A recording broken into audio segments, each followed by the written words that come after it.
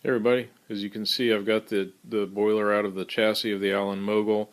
Took about an hour to do, taking parts off and getting it ready. I loosened up the running board so that it would be easier to get the boiler out of the way.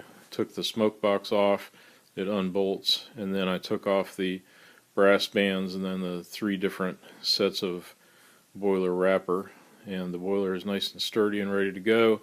We've got the chassis, the dry pipe and the throttle there in that cardboard box sitting in front of the chassis, and I got some sealants over there ready to roll as well. So that is the update for tonight.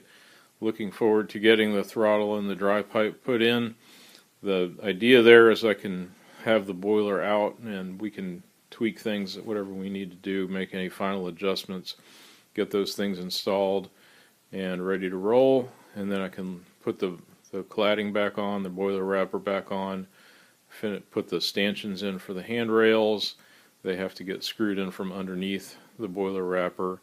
Put that all together, do a final once over of the chassis, then lift the boiler up and slide it back into the chassis, start bolting things down, and then all that will be remaining is making the final piping connections. It sounds very simple. There's a lot to do and it will take me time, but I'm very much looking forward to that, so hopefully I can get this thing running sometime this year.